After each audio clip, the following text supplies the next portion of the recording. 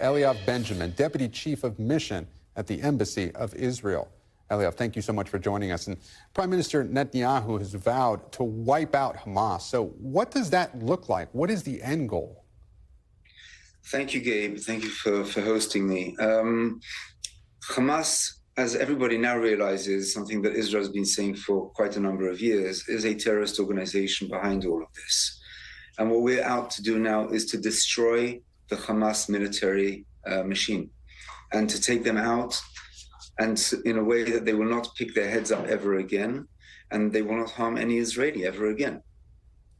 And Eliav, I know there's concerns about the hostages in Gaza right now. I know you have said, and the Prime Minister has said, that the goal is to crush Hamas.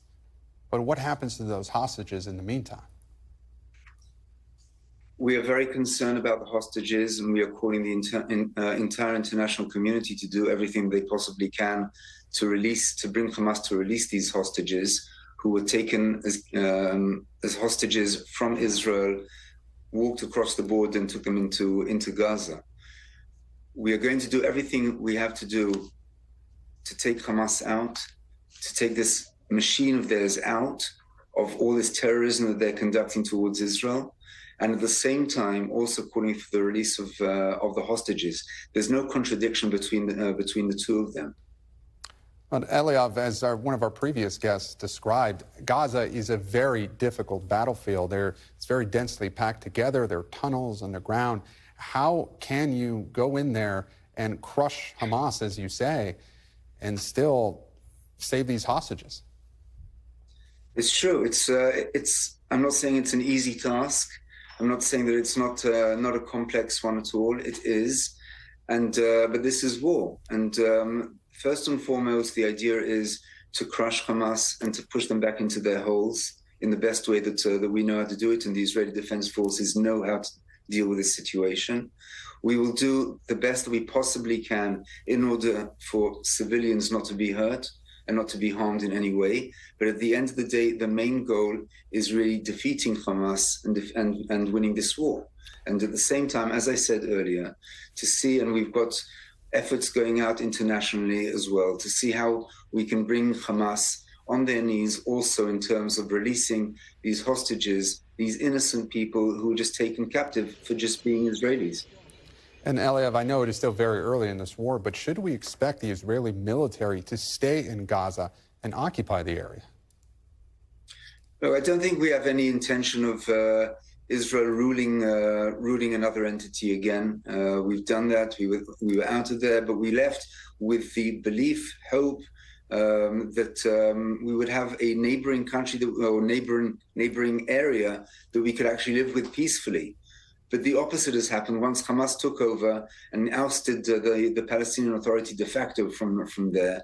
And what we've seen over the past, 20 years nearly, is terrorism coming out of Gaza. What we want to do, and our goal now, is first and foremost to restore calm and security to the citizens of Israel, especially those living around Gaza, and to make sure once and for all, and not just putting a patch or a Band-Aid on the situation, but once and for all, to make sure that Hamas and other terrorist organizations, by the way, never threaten and harm anybody in Israel.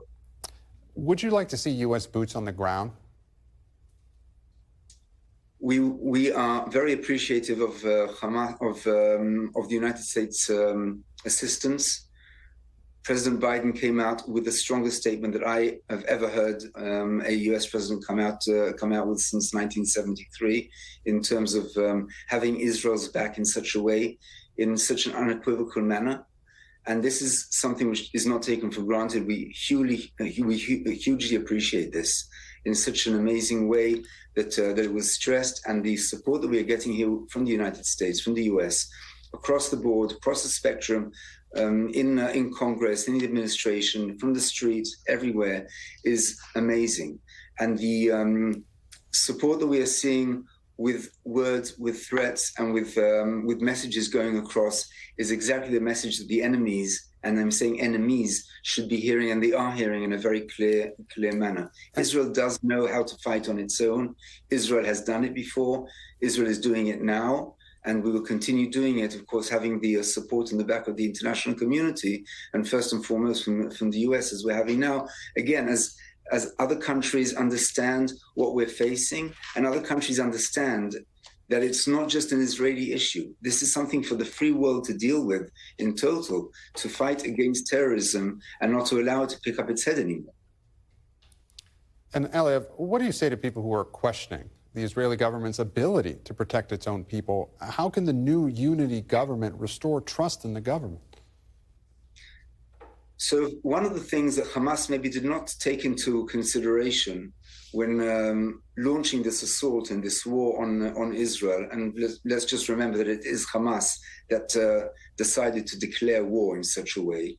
What it didn't take into consideration, perhaps, is that in cases like this, Israelis come together and Israel comes together. We close ranks, and there is no daylight between left and right and religious and secular and so on and so forth. We are all in this together, and we're all resolute to go about this together.